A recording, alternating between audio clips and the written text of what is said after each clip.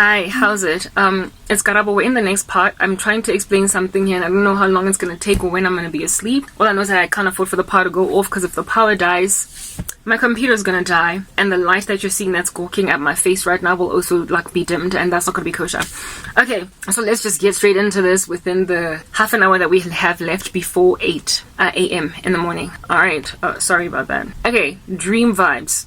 Dream mode, ne? I was talking in the earlier part about my grandmother's house. Okay, so when we were growing up, ne, we grew up with Tladi Soweto. My grandmother had this house in Tladi Soweto.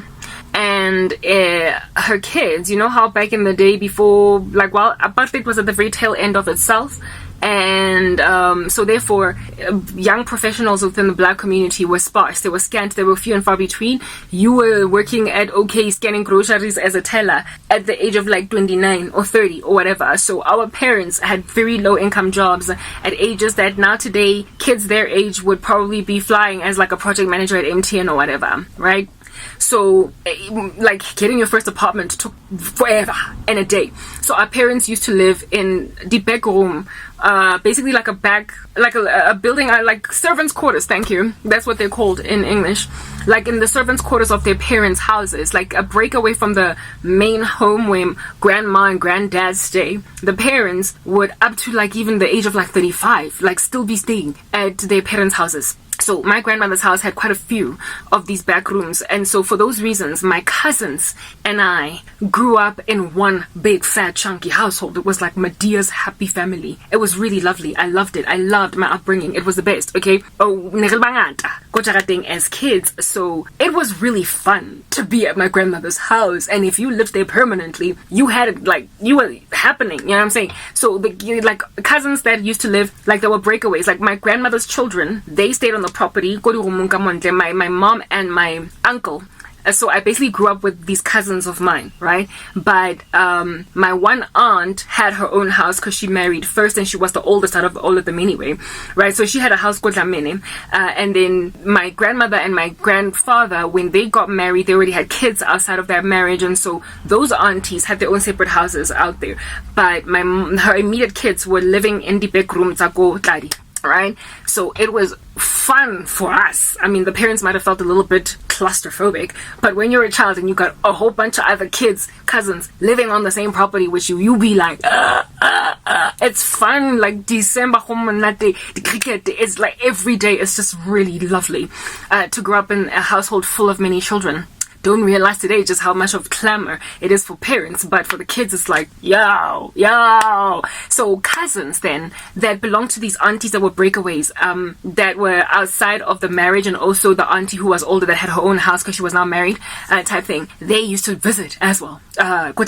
So this, June holidays, April, March holidays, any kind of holiday. More, and we would sleep on the floor and it was just so much fun. My grandmother's house was literally the place to be for kids. It was so much fun.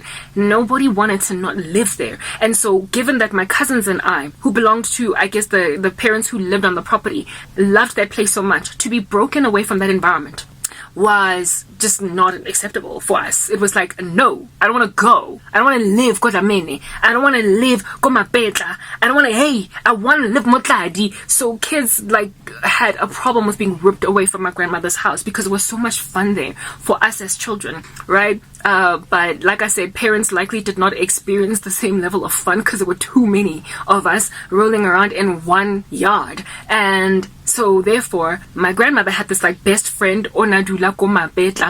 And she loved children, and she had a little creche that she also ran during the day. And because my mom had postpartum depression with me and I was her least favorite kid, I was, whatever type establishment thing, and she got exasperated by all these kids running around, and too much. My grandmother also agreed that there were too many kids here, so they wanted to ration the children away. What in the world? Some of them have got to go and live in other houses, guys. Okay, we need to move some of these kids and move abanye ne abanye baye Middlelands cause hey baningi la eTladi hey bathong, and I was among the kids that were shipped away. Yo guys, I was among the kids that were shipped away, and they shipped me all throughout that time. I was shipped to Dlamini. I once lived with Dlamini, and I hated it because there were barely any kids there, and I didn't even like the school they sent me from there. But before Dlamini, there was this house called Mapetla, and I was very like, it was even before Kikena Skolo officially nearly crashed. Like, it was that little age. I have quite strong memories of my childhood. I'm clever, so I remember very young things that happened when I was very young. Developmentally, I'm like, yeah, sharp. Anyway, whatever. So I was still before primary school type age, like super like violent toddler, young, ne? Like, yeah, just out of diapers when they decided to move. Me alone. My older sister didn't even come with, okay? They decided to move me alone to this house. My grandmother negotiated with her best friend, and she was like, do you want to take Mwana Munke? And, oh goodness, this decision was based on the fact that this woman's, my grandmother's best friend's kids, they were not even her kids, they were more like her it was her kids, definitely her kids. They liked me because in like very formative creche, like the earlier creche, I grew up in that household, basically being raised there, and I developed a very strong bond with one of her daughters who was in high school. And so based on my relationship with Naniki, who was like a big sister that just loved this cute little kid that was in the house, they were like, I loved those two women, those two girls, those two teenage girls. They really had a good, strong relationship with me. But I preferred to be near my mom. At that stage, my parents were already divorced.